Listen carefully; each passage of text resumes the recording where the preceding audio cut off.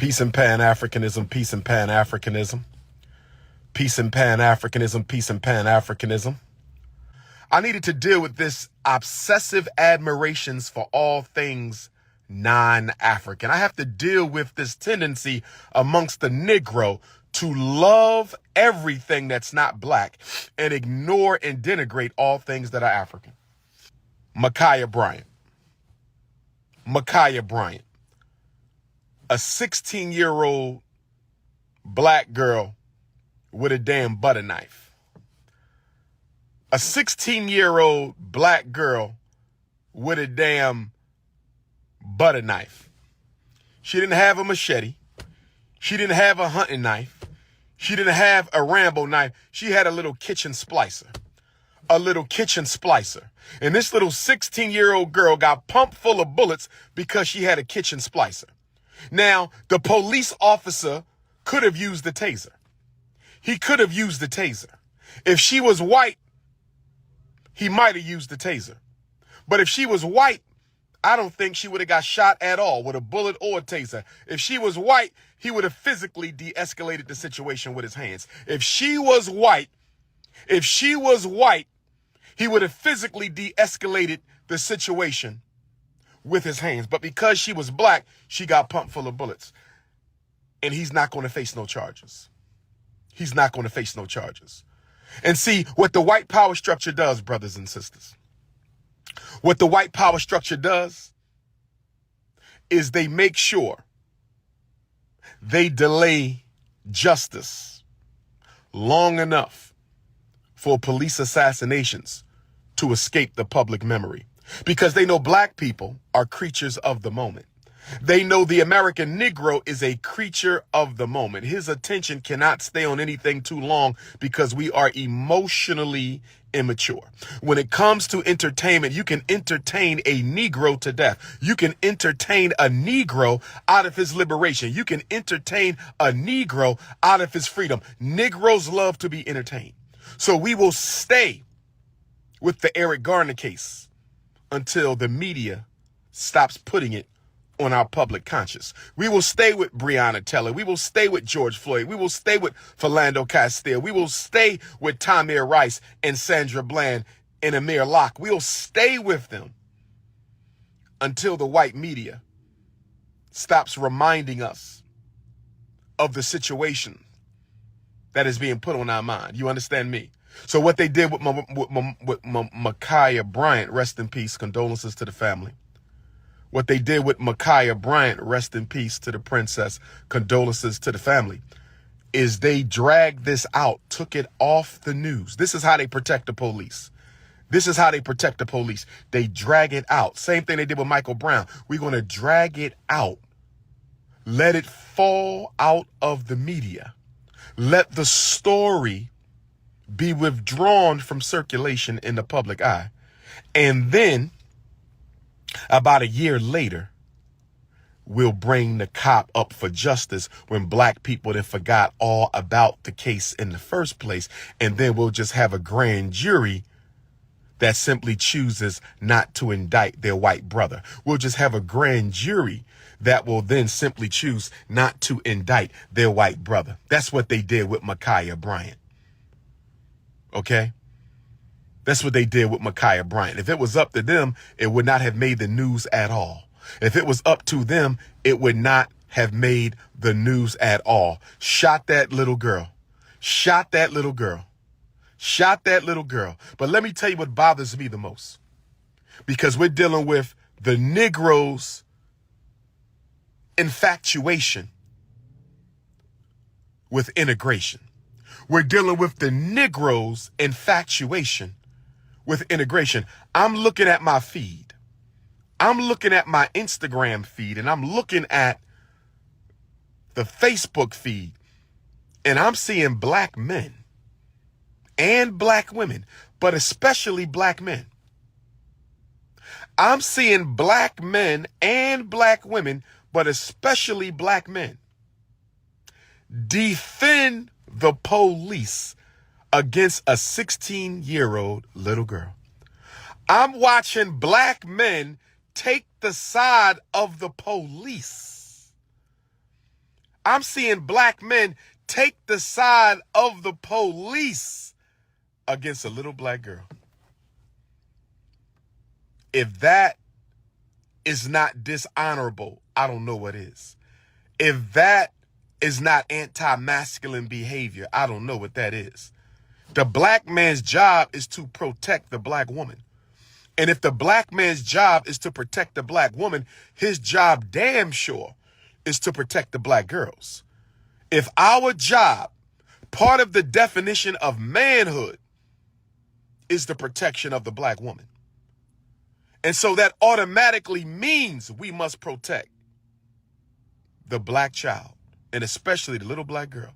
And to see black men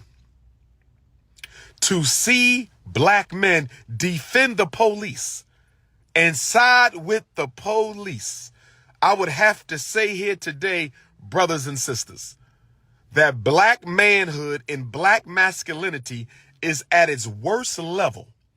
Black manhood and black masculinity is at its worst point.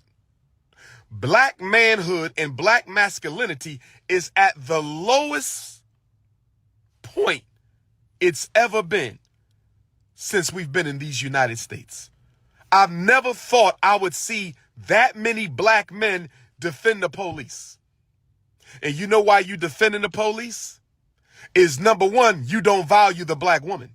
I guarantee you, if they would have murdered a snow bunny, I guarantee you, if that same police officer would have murdered a 16-year-old white girl, you same Negroes, if that police would have murdered a 16-year-old white girl, I promise you, you same snow bunny loving Negroes would have had nothing but sympathy and compassion for the snow bunny.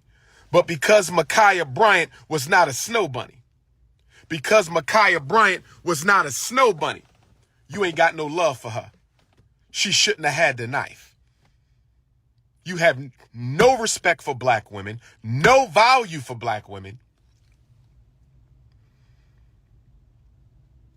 And then on top of that, you're scared of the police. On top of that, you're scared of the police. See, subconsciously what's happening in a lot of black males' minds, not men, but male.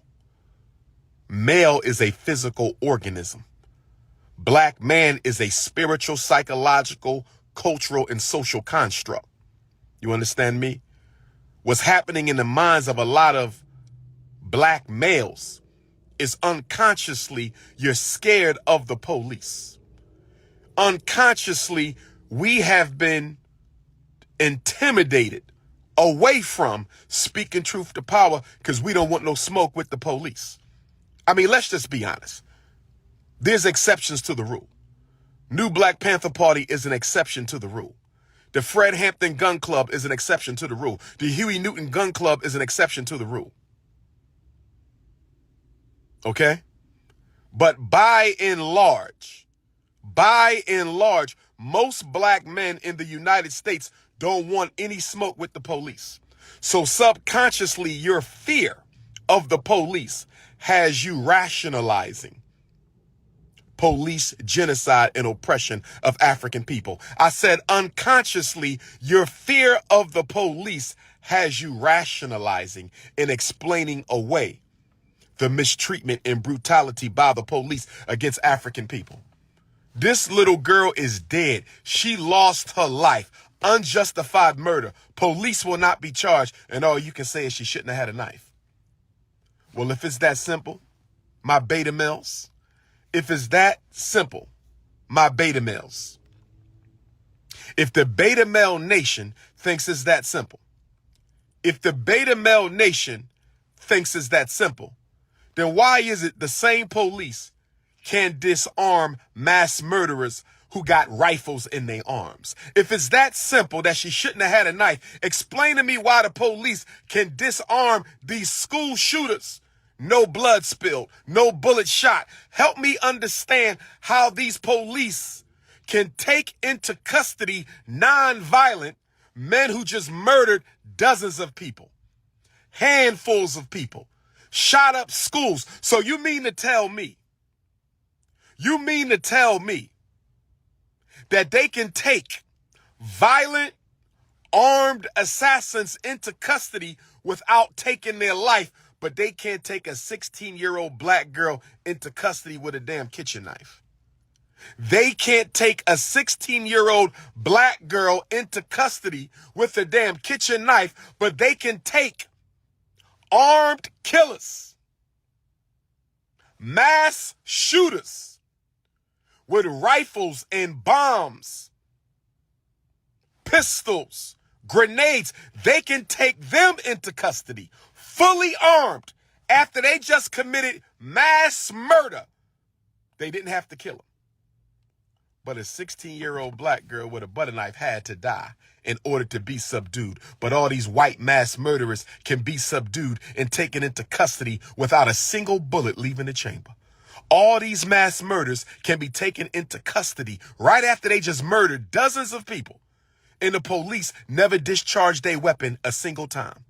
And the police never discharged their weapon a single time. They put Dylan Roof in a bulletproof vest and took him to Burger King. They put Dylan Roof in a bulletproof vest and took him to Burger King, and you're going to sit here and tell me that MaKhia Bryant had to lose her life because you don't value the black woman and you scared of the police. You're going to sit here and tell me that MaKhia Bryant, 16-year-old girl with a kitchen knife, had to lose her life, but these white men who go on shooting sprees, murdering 5, 10, 15, 20, 30 people at a time, fully armed, they could be taken into custody without a single bullet losing a chamber. But MaKhia Bryant got to lose her life because you don't value the black woman and you scared of the police. You don't value the black woman.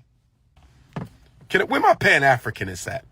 If you a Pan-Africanist, can I get some fire and fists from the brothers and some hearts from the queens? If you a revolutionary Pan-Africanist, can I get some fire and fists from the brothers and some hearts from the queens? If you a revolutionary Pan-Africanist this morning, revolutionary Pan-African nationalists, Garveyite guerrilla gangbangers, can I get some fist and fire from the brothers and some hearts from the queens? Can I get some fist and fire from the brothers and some hearts from the queens?